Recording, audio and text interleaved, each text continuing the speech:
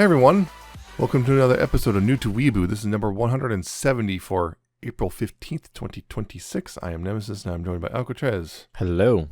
I finished up the last of that winter anime stuff that was, from the last thing we did for that. Finally, I'll say the Sentence to Be a Hero had a very strong ending. Interesting. Very strong. Also very much we're getting more Sentence to Be a Hero. Strong as in hard hitting or strong as in very well done? Yes. Okay. What was it? Journalist Witch also was really strong, finished out strong. Eris, pretty good too. Holy Grail of Eris was pretty good. Definitely a bit of apparently a lot of it was like they cut a lot from the manga. Yeah, sometimes that happens. happens. A lot was cut out. So it's like, yeah, there is definitely some stuff we're just kind of, okay, we're just doing this now. Yeah. Roll Over and Die had a weird few last episodes. They speed ran several plot points. And the animation got worse. Oh. It is this weird thing where they're clearly trying to do this weird metaphorical thing of being lost. It's foggy and everything. It just is like, it looks kind of bad and weird, which is a little disappointing. So yeah, it's weird because like it feels like they're trying to set up for more season stuff because they literally introduced a bad guy in the final episode, and it's like, I don't think you're getting a second season, so I don't know what you're doing here. Yeah. Just hoping. I don't know. It's like because Yuri doesn't get second seasons, unfortunately, except for Watanabe and gushing over magical girls. For some reason, yeah. Oh, actually, both of those simple. It's because, Watanabe kind of got a second season. Kind of. It was that weird theatrical 5 episodes thing they did. But the thing was, it was really popular, so it might actually get a real second season. And Gushing Over Magic Girls also getting second season because also stupidly popular. Although that's arguably because they went really hard in on the fan service. Right, yeah. Even more so than the manga did.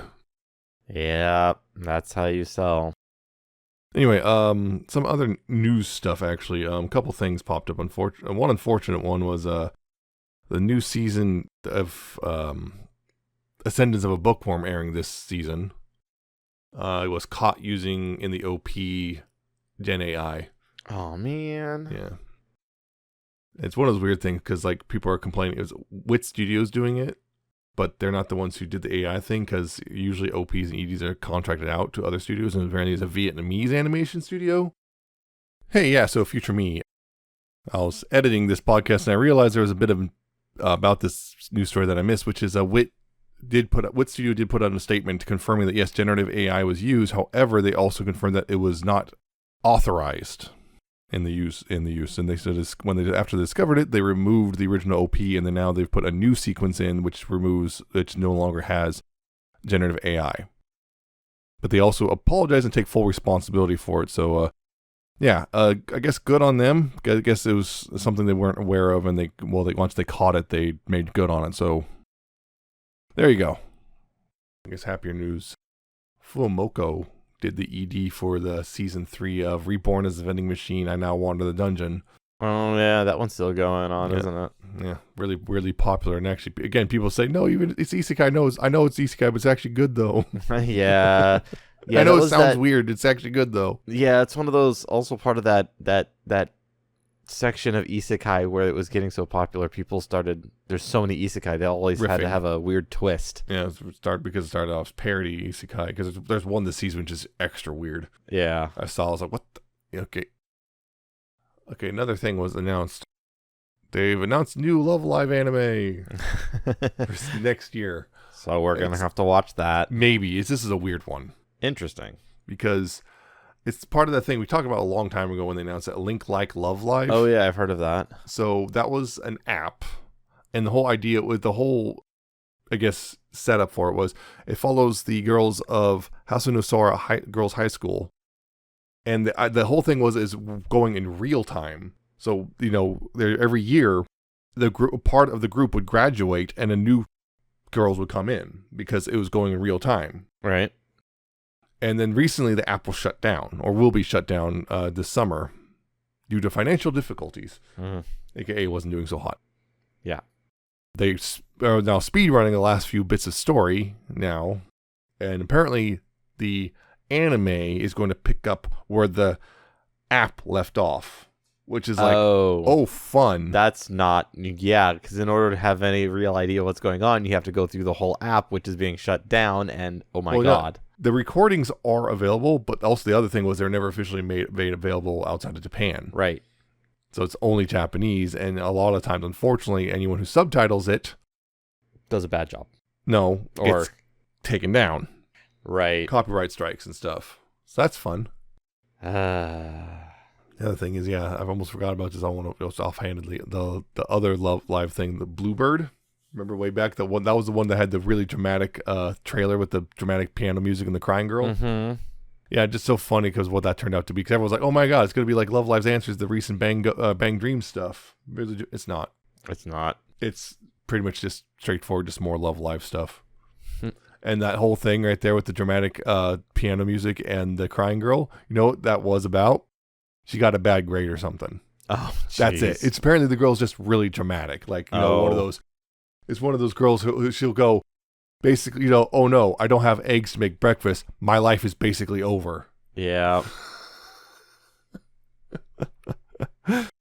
Yeah, so that's what that was. I was like, are you kidding me? That's what, she failed her high school entrance exams. Okay, that does kind of suck. that is still, a major life change. But it's like, I thought it was going to, So everyone was like, oh, that's it? Yeah, it was like, oh, I thought your parents died. The only thing special about it, apparently, is those characters, they're like dudes, like actual Twitter RP things with the characters. Interesting. Like, the character in character tweeting, and they make very blatant references to, I guess, adult versions of the Muse characters from the first iteration of Love Live. Like, basically, more or less making blatantly clear, like, oh yeah, she's talking about Kotori from the original. Yeah. And she's an adult. She's like a teacher. It's like, oh, okay. So it places it into the canon in a interesting way. Yeah, because they usually don't acknowledge the whole they get older thing. Yeah, they never get older. They're high schoolers forever. High schoolers forever. That way they can keep being idols forever. Even if we have the whole story where they graduate. But probably, a little bit more time on this. Probably should be, because we're not here to talk about this stuff. We're tired to talk about My Hero Academia Vigilantes Season 2, or Illegals Season 2. Illegals. Depending on whether or not you are watching in Japan or not. Okay, to start off before we get into the nitty-gritty, I think this is a bit of a step down from Season 1. It is a little bit. It's not bad, but it's still a lot of good points in it. But this definitely feels noticeably worse for a few reasons, one of which is kind of a really weird one. We'll talk about a little in the podcast, but it just overall feels kind of like a little bit less energy and less to it. It just there's several things. But so it continues from where season 1 left off with there's that whole trigger, the drug that kind of boosts quirks. Yep, it's still out there. It's at this point in the timeline, it's still not illegal, and there's also now various versions, including there's kind of weaker versions and there's really strong versions. But the problem is the strong versions kind of make you a little crazy. Yeah. Regardless, so it's still following Koichi, the crawler, his whole his quirk being friction based. Yeah. It turns out he can increase friction too, as he discovers in the first episode. And they just kind of gloss right over it too, which after that it's kind of stops. It becomes a thing, but it's weird. They also gloss over what last season, which is the whole he could manipulate air too, but now that's not that apparently didn't happen. He can't. It did happen, but now we're like just kind of nope. We're just not going to talk about it. We're going to pretend that didn't happen. Then we got Kazuho, aka Pop Step. Pop Step. And the two of them. It starts off with the two of them going to a little I guess mascot / idol thing for local businesses. Yeah, and whatnot. They're going to this big old convention thing, and they wind up meeting this weird crab girl who's idol. And turns out she's actually an undercover cop person. A cab. Yeah. Because turns out at this thing there was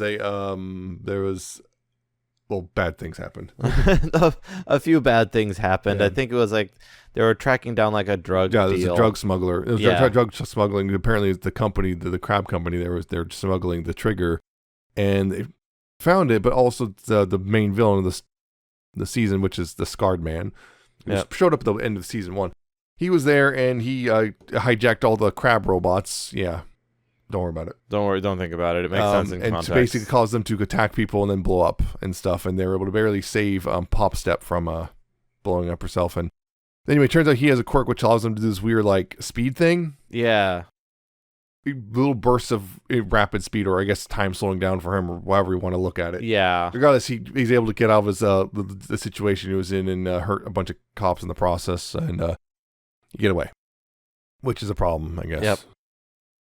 And that leads into eventually a Knuckle Duster somewhat returns, and although he's kind of disconnected from everyone else in this season for some reason. Yeah, because end of last season, he kind of left to do his own thing, and he hasn't actually come back yet. He's still, doing his own thing. Yeah, he does come back, but he doesn't really come in contact with Koichi. Right, he avoids the other group. And then in the middle of the season, you have a big old flashback with Eraserhead and his, basically when he was in high school, Eraserhead and Present Mike, and Midnight, and their old friend Oboro Shirakumo, who, if we remember from the main series, became the portal guy for the bad guys. Warp Gate or whatever. Yeah. For the bad guys, because he was a Nomu. Yeah. Became a Nomu. Spoilers for the main series. if you're already watching this, I mean. So a huge chunk of that was basically just a flashback to that. That was it. It's not really relevant to the main story per se, other than just fleshing out Eraserhead. Mm-hmm. And then after that, it's Captain Celebrity from the previous scene, the American hero. He's finally going to go back home to America, and it's a big goodbye party at the Sky Egg. Instead of the Sky Tree, it's Sky Egg. They have a big old party there, and unfortunately, the Scarred Man decides to attack it with he has these weird genetically engineered bat monster things which explode. Yes. And they also regenerate, of course. And Captain Celebrity winds up basically kind of quietly holding up the tower because one of them exploded, and he's holding up the tower, and he's using his quirk to try to tank the hits. And then Koichi starts helping him, and a bunch of the other heroes come in and help, including eventually All Might, who just All Mights. I'm going to punch everything better. Yeah, which is what he does. Is actually what he does. And then the Scarred Man's upset about that, and then the Knuckle Duster fights him in a brawl, and then it looks like they took each other out, except no, wait, Scarred Man's alive, and Knuckle Duster's probably dead. Maybe. Who knows? It was nebulous. The building collapsed on him, but we're not sure if they actually killed him. Yeah, this is anime. Yeah. And he was if you don't see a body, they're not dead. Yeah, exactly. That's the rule of comics. And manga, I guess. And superhero manga, sure. And even sometimes. Yeah. If they're an important enough character, plot armor can be thick if it needs to be. And then on top of that, at the end, you get the final episode, which is Koichi basically graduating and looking for a job. Yep. And he's now got more respect now, I guess, as the crawler than he used to. And there we go. Yep. The big thing, I think a couple things which hurts this season a lot. One, Pop Step is really pushed to the background. Yeah, she's basically not even She's barely there, and the few times she is there, she's pretty much doing nothing. Yep. Except being a damsel in distress. Yep, I was about to say the same thing. Damsel in distress. And it's really frustrating because it's like, oh yeah, this once again, we've kind of admonished this franchise as a whole for being kind of sexist, and it looks like we're going right back into that whole, girls do not much of anything in this whole series. Mm-hmm. Which is frustrating because she did do stuff in the last season. Now she's just there. Yeah. And it's really frustrating because she doesn't get to do much of anything. And what she does do is often then relegated to montage. That's frustrating. It is. The other thing is Koichi himself is just also sometimes, weirdly enough, just kind of there. Like he's in the front of the camera, but he just happens to be there. He doesn't really know what's going on. Yeah, he's supposed to be the main character, but he's really just used as Koichi's going to do something so we can get somewhere else and focus on someone else. He's just kind of stumbling through the plot, not knowing what's going on until and everyone else, everything's happening around him. It's like Eraserhead's the main character for this season. Yeah, it's weird. And that's the other thing is that thing in the middle with Eraserhead and the flashback, I actually honestly think that's weird. It's a weird thing of one. I think it's actually the best part of the season. It's a really good section. Yeah, it's really good. That was a really emotional bit with Eraserhead. They really expanded on that thing they had in the original series with Eraserhead and everything. And they really expanded on it, and they really did a good job expanding on it. And it was really emotional. It was. But it had nothing to do. And that's the problem, though. Even though it's the best part of the season, it also hurts the season because it's just smack dab in the middle of everything. 3 episodes in the middle that is really good and has nothing to do with it. Other than it's about Eraserhead who's involved, I guess. Yeah, and it just connects him to why he does what he does, I guess. Yeah. Why he's doing what he's doing through the rest of the season. Why he is the way he is. Yeah.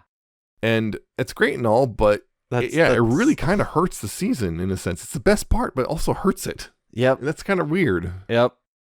There's also some other bits, like there's some new characters who pop up, like the weird Kamen Rider guys, essentially. They're pretty fun because they're somewhat like low-level criminals who then just kind of like, we're just going to open up this shop and, hey, Eraserhead, would you actually... No, we're not a cafe.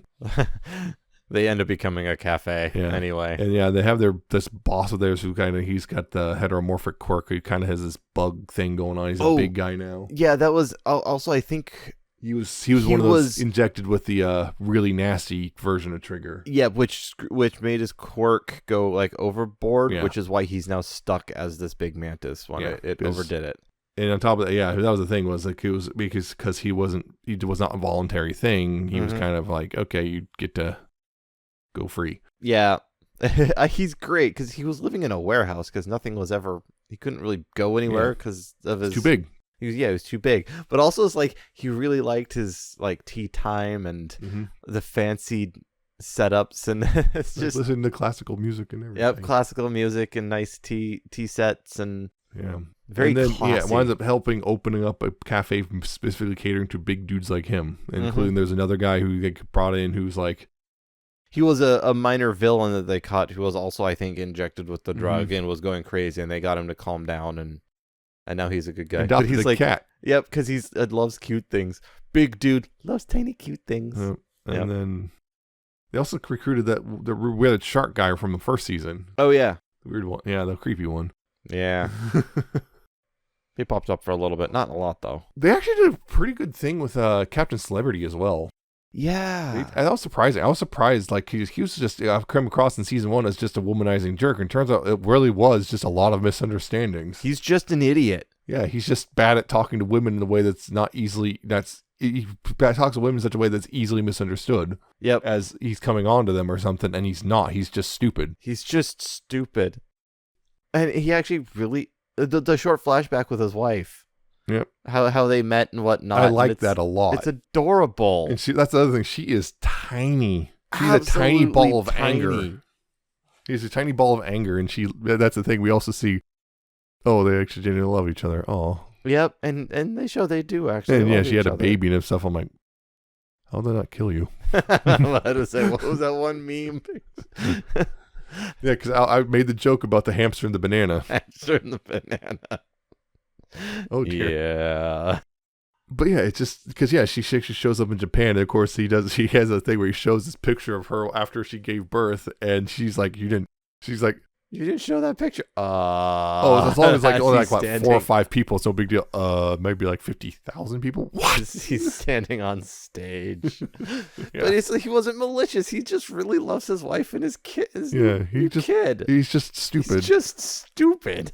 Yeah, the whole flashback to the meeting and everything was really nice, and it just was surprising. Like, it's weird how it's this season. That's what I think. That's another problem in the sense that like this season, the main characters are just so quickly overshadowed by the supporting cast, and that's not a good thing. No, it's not. Even though it's weird because the supporting cast it's nice to see, but if the main character is being overshadowed this easily, you've done something wrong. Yeah, Koichi doesn't even really get to shine in such a way until the very end when he's defending Captain Celebrity. Yeah, because Captain Celebrity's holding up the sky egg, and so that's he can't all he can fight do. back. He's just holding it up and getting pummeled. So Koichi has to come in and use his newfound power because now he can blast air bullets, I guess. Yeah, it's weird. It's one of those things that quirks while are weird. Sticking instead of sliding. You have to use that so he can stick to the bottom. And then there's a whole thing with Captain Celebrity. He's like worn out. I was like, well, I did my job. I guess this is it. He drops down, and then Koichi jumps after. What are you doing, kid? Which, again, like we already know he could have just jumped off the air and whatnot. That Koichi could have done that, but nope, that just that's the thing. Forgotten. He's not good at controlling that. That was a thing where it's just in the moment. Remember, in the moment he did it, and he doesn't know how he did it. Yeah, but that kind of goes for the rest of his powers too, but he figured those out. Yeah. He could have been practicing it since then, but no. Yeah. The other thing is, most of the villains from the villain people from the previous season kind of make a brief appearance, but that's about it. Yeah. Because you got Knuckle Duster shows up because that's his daughter. That was the other thing is, turns out Knuckle Duster has a direct connection to the villain, the Scarred Man, because Knuckle Duster, used to be the hero O'Clock. Yeah, he did he had that quirk of the whole, slowing down time or speeding up or whatever it was. And then it was stolen, and it's pretty clear who stole it. Pretty clear who stole it. All for one, and who gave it to Scarred Man. Who Scarred Man is not even human. Looks like potentially there's something up because he was like a weird like. This is the beginning of Nomu's. Yeah, he was like a weird like blobby white blob thing from like which looked like for the things of Girls Last Tour. Yeah, and like then he somehow he like scarred himself when he saw Knuckle Duster. He gave himself a scar, and then he got somehow now he looks human because that was the thing. They had the whole thing with DNA was inconclusive. They had no idea it just wasn't human. Yeah, which is okay. And he managed to survive, and he's now in a little tube. Yep. At the end, but it was the thing. He took the quirk, and he's like really admires O'Clock, and his whole thing calling him Sensei. Yep. And Knuckle Duster was like, no. No. And also the thing was like, hey, I know how this quirk works in and out because it used to be mine. So guess what? I'm able to take that use that to my advantage, including recording a message at such high speed that like it becomes regular. You don't even notice it until you speed up, and then you hear it, and then your mind automatically goes, oh, there's voices. I got to listen to that. Yeah. And that tricked him. Yep.